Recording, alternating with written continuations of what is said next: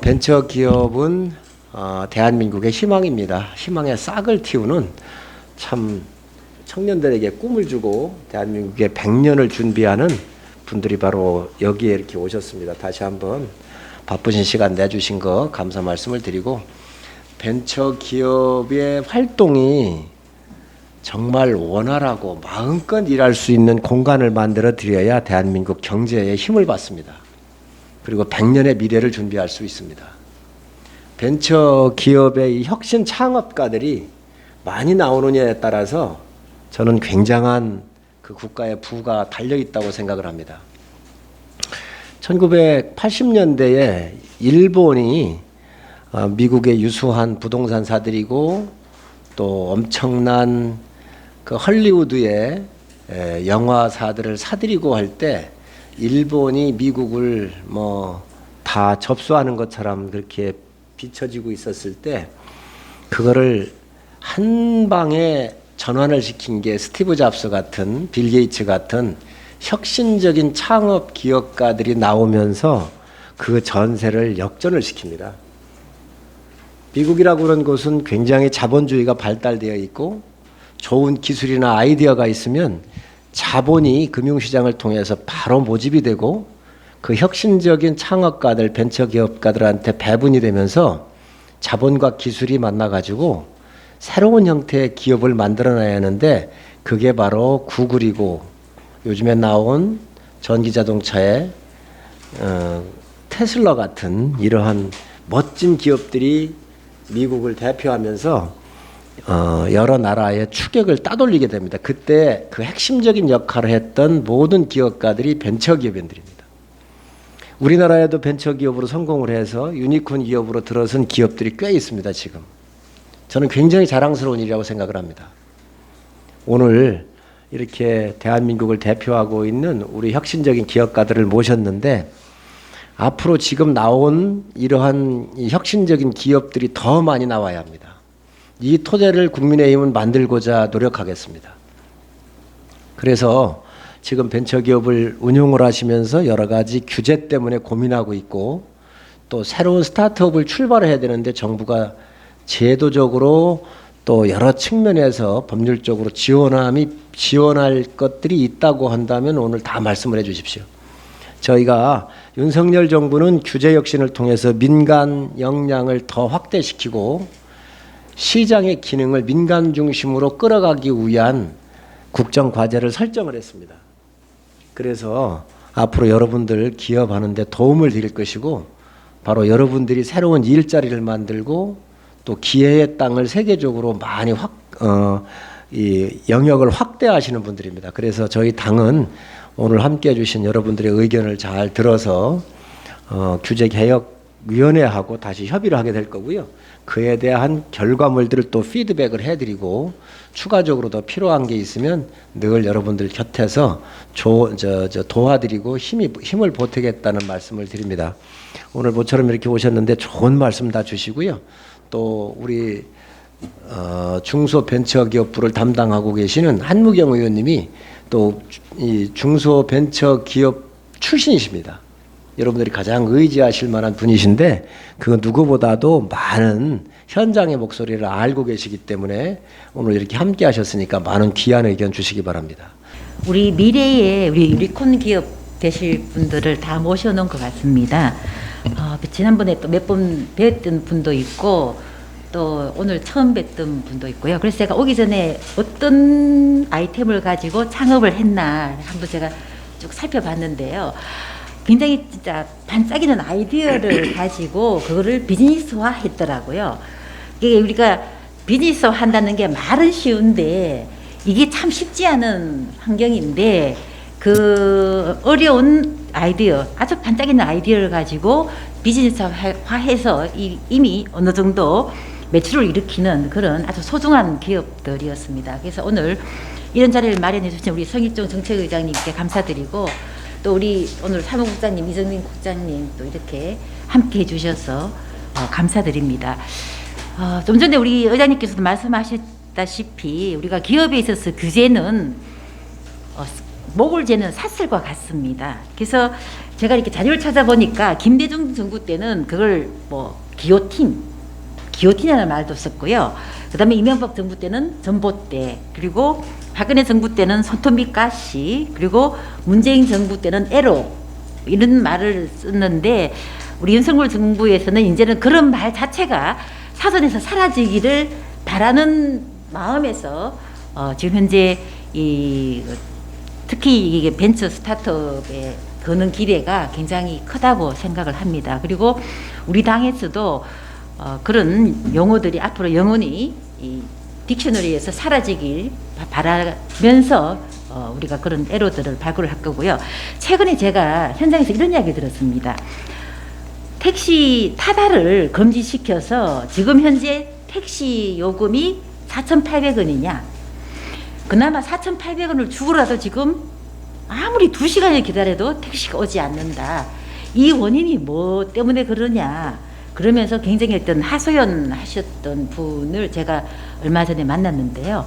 그래서 그만큼 어떤 그 기득권이 가지고 있는 그걸 바꾸기가 쉽지는 않지만, 그러나 우리가 국회에서 끊임없이 노력을 하면 그래도 조금은 변하지 않나 싶은 생각은 듭니다. 특히 그 로톡 하시는 분, 그 다음에 우리 장지호 대표 이런 경우는 정말 그 많은 회원들을 모집해 놓고서도 제대로 제 기능을 발휘하지 못하고 도리어 이렇게 법적으로 또 이렇게 제재를 받는 그런 상황인 거 제가 뭐 옛날부터 잘 알고 있었는데요.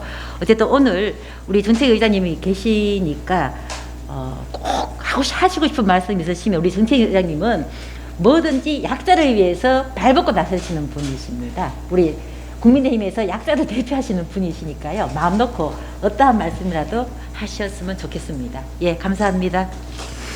우선 감사의 말씀을 좀 드릴 게 있는데요. 저희 벤처기업협회는 17,000개 정도 벤처기업들이 자발적으로 모여서 만든 민간 단체고요.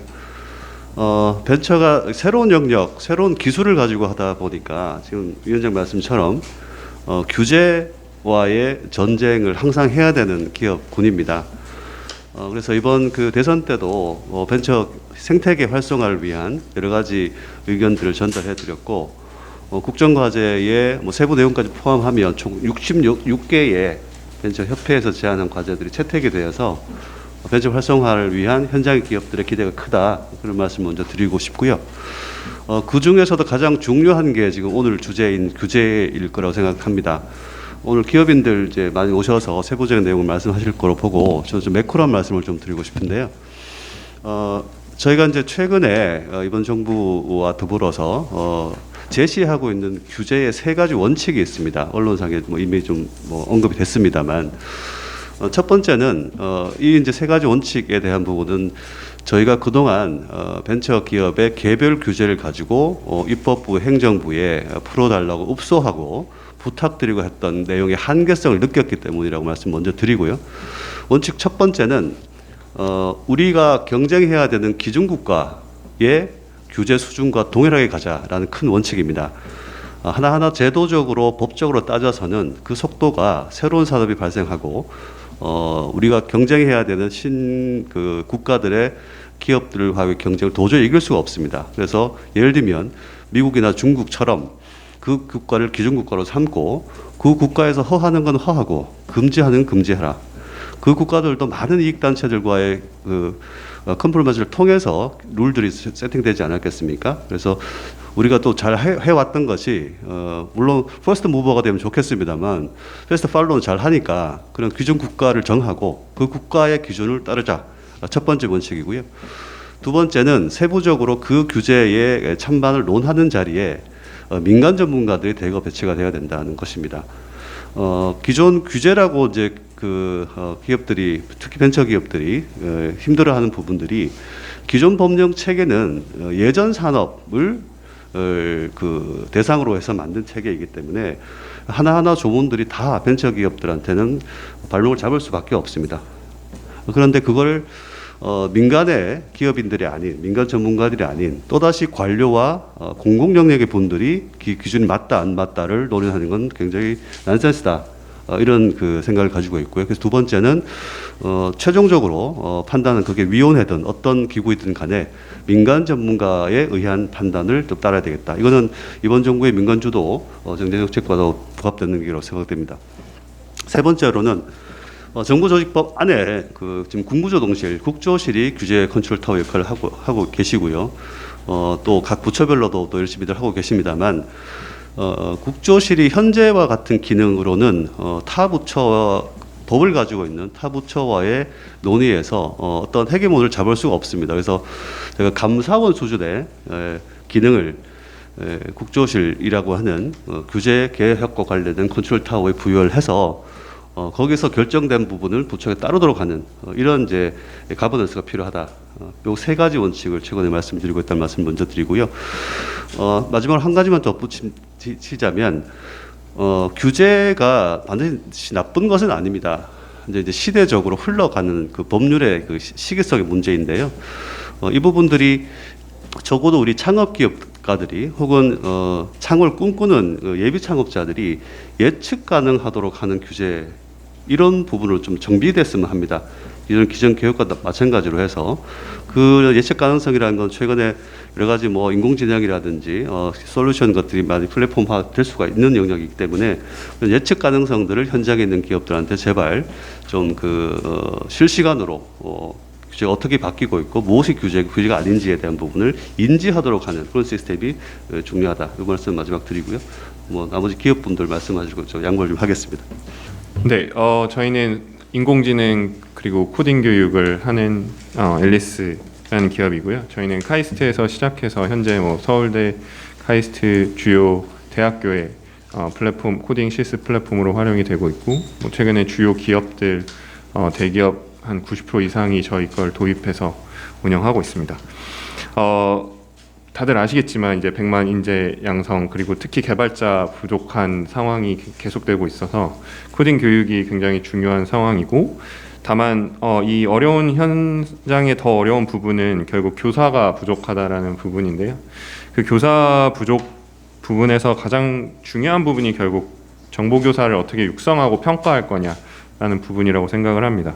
그래서 저희는 규제라기보다는 이제 교육부와 뭐 주요 부처들과의 협업이 굉장히 중요하다라고 생각을 하고, 그런 주요 부처들과 어떻게 이 플랫폼을 활용해서 종이 시험으로 이제 볼 수가 없는 상황이거든요. 그래서 이 종이 시험 형태의 평가 시스템이 아니라 컴퓨터 플랫폼 이런 걸 활용해서 육성하고 평가를 해야 돼서 저희 같은 경우는 공교육 영역에서 교육자를 좀 더 확보할 수 있고 교육의 질을 향상시킬 수 있게 뭐 온라인 코딩 테스트 같은 것들을 도입을 해야 된다고 생각을 하고요. 관련해서 교육자와도 많은 협업이 필요하겠지만 관련 전문성이 있는 소프트웨어 전문가들과도 협업을 해야 된다고 생각을 해서 결국 양질의 교육은 그래서 저희가 매우 중요한 개발자를 확보하는 데 있어서 좋은 정보 교사를 육성하고 평가해야 된다고 생각하고요. 두 번째는 저희가 실제 이런 교육 과정을 좀 더 만들어 가는 데 있어서 각 산업의 데이터를 활용합니다. 근데 이런 데이터들이 국가 산업에 이제 묶여 있다 보니까 뭐 예를 들면 반도체나 배터리 같은 경우는 이제 국가가 허가를 해야지 이 데이터를 가지고서는 교육을 진행을 할 수 있습니다. 그렇다 보니까 교육을 진행하기가 굉장히 어렵고요. 그래서 데이터라는 것이 유출되면 굉장히 국가적 산업적 피해가 발생할 수 있어서 보안이 매우 중요하지만, 한편으로는 그 접근성과 활용성이 떨어지기 때문에 교육을 확장하고 디지털 전환을 확장하는 데 굉장히 어렵습니다. 그래서 데이터 반출을 무조건 제한하기보다 데이터의 민감도에 따라 분류해서 교육으로 활용될 수 있는 데이터는 좀 확보를 해서 저희가 디지털 전환을 이룰 수 있는 교육을 제공하고 확장할 수 있는 것을 제안합니다. 네, 그리고 결국 데이터라는 게 계속 변하거든요. 그렇기 때문에 국가가 지금 만드는 데이터댐 같은 이런 사업에서 발생한 데이터들을 민간 기업에 잘 확장을 해서 지금 접근성이 좀 떨어지기 때문에 그런 걸 좀 확장해서 저희가 각 산업별의 디지털 전환을 이룰 수 있는 형태의 서비스를 제공할 수 있으면 좋겠습니다. 감사합니다. 저희 같은 플랫폼 기업에 대해서 규제라는 게 없을 수는 없다고 당연히 생각을 하는데 그 규제의 수준이나 여러 가지 방향성이 합리적이어야 된다고 생각을 하고 이제 위원장님과 같이 이제 규제를 만드시는 분들께서 한 기준을 정하셔야 되는데 그 가장 핵심에는 저는 소비자와 국민들의 편익이라고 생각을 하고 있습니다. 그래서 그 규제를 만드심에 있어서 그리고 제안하심에 있어서 그 국민들의 그 편익과 효용을 기준으로 좀 판단해 주셨으면 좋겠다는 것과 함께 마지막으로 더 드리고 싶은 말씀은 저희 같은 경우에는 사법기관이나 수사기관이나 행정부에서 저희가 할 수 있는 모든 것은 다 했음에도 불구하고 그리고 거기서 저희가 합법 서비스라고 인정받았음에도 불구하고 아직까지 어려움을 겪고 있는데 저희와 같은 이러한 경우에는 좀 정부에서 조금 더 적극적으로 중재와 관련해서 조금 그 힘을 써주시면 너무나 감사드리겠다는 말씀 마지막으로 드립니다.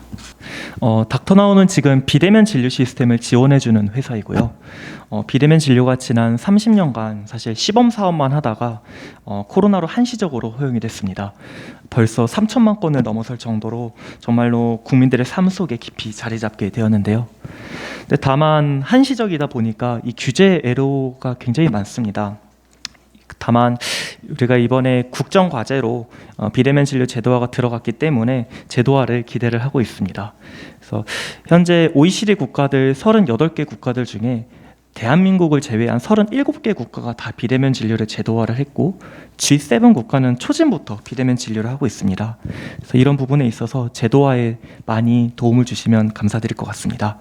앞으로도 이런 자리를 통해서 더욱 적극적으로 현장의 목소리를 전달드리도록 하겠습니다.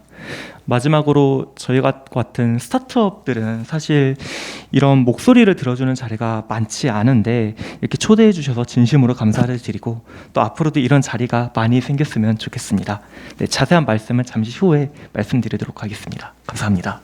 저는 원래 OECD 본부에서 38개 국가의 규제를 비교하는 일을 하다가 창업을 하게 됐는데요.